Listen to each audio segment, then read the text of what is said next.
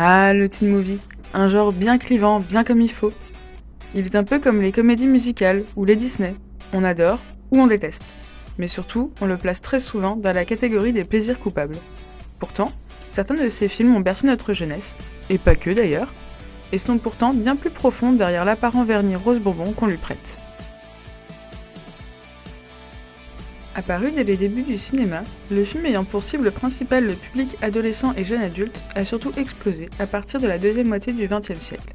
À cette époque, le travail des mineurs est limité, on reste plus longtemps à l'école, la transition entre l'enfance et l'âge adulte est plus longue, mais surtout, le baby-boom a provoqué un rajeunissement conséquent du public qui va au cinéma. L'adolescent est donc un segment de marché qu'on ne peut plus ignorer. À cette époque, post-Seconde Guerre mondiale, on commence à sentir le doux parfum du soft power américain, dans les salles de cinéma comme dans de nombreux domaines. La connotation du genre du teen movie s'est alors fortement américanisée, ceci en raison de la très grande quantité de films à destination des teenagers qui nous sont parvenus des US et d'un marketing on point. La grande majorité des succès du genre, on les doit effectivement à Hollywood. High School Musical, Clueless, Grease, Breakfast Club, Lolita malgré moi, Freaky Friday, ou encore la fameuse série des American Pie. Au pays de l'oncle Sam, et surtout des Ziegfeld Follies, la culture du musical est une marque de fabrique. On y retrouve plus ou moins toujours le même cocktail, de la musique, des looks, des paillettes et une fin heureuse. On aurait cependant tort de résumer ces films à leur apparence, de même qu'on aurait tort de résumer le genre entier au style qu'une partie des productions hollywoodiennes lui ont donné. Derrière les strass et les sourires ultra bright, on retrouve souvent une même ligne directrice. Un ou une jeune est confronté à un moment charnière de sa vie d'ado, un changement ou une épreuve. Le film commence donc souvent avec l'arrivée dans une nouvelle école, comme c'est le cas dans Grease ou dans Lolita malgré moi, une prise de conscience dans Duff, le deuil, le premier amour, la perte de la virginité, etc.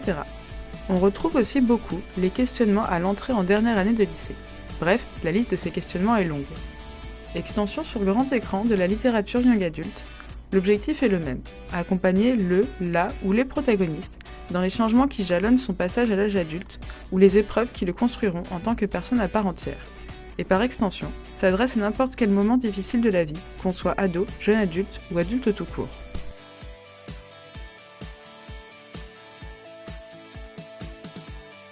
Souvent associé au relooking et aux paillettes, comme on l'a vu, le teen movie se ramifie cependant en de nombreux sous-genres, dont certains beaucoup moins roses. À côté de la cultissime chick flick, se trouve un certain nombre de films qui en prennent le contre-pied et préfèrent montrer une version plus trash de la jeunesse. Ceux-ci s'attaquent aux versions plus dionysiaques de l'adolescence. Elle est, en effet, une période où l'on s'essaye à divers excès. On teste les limites, les siennes et celles des autres, on défie l'autorité, bref, c'est une période qui peut être mouvementée. Parmi ces films qui choisissent d'explorer l'adolescence sous un autre angle, on retrouve, entre autres, Carrie, Rebel Without a Cause, 13, Jennifer's Body, Juno, ou encore le superbement perturbant Virgin Suicide.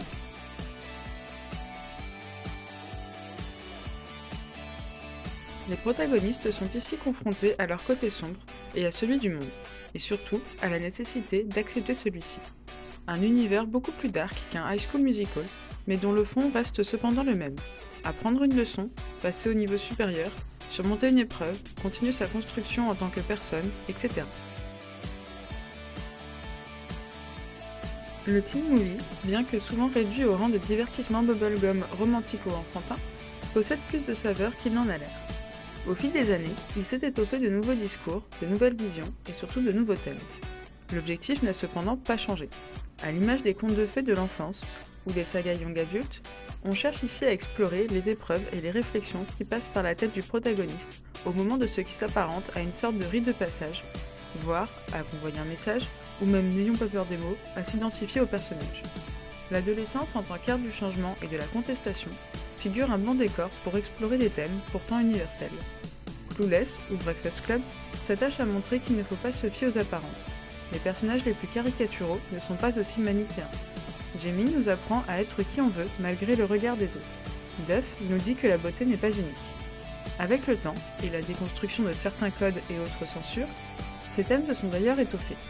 Love Simon traite de l'homosexualité, Juno des filles mères, Nos étoiles contraires de la maladie, et enfin Moxie du devenir femme, de sororité et de relations non consenties.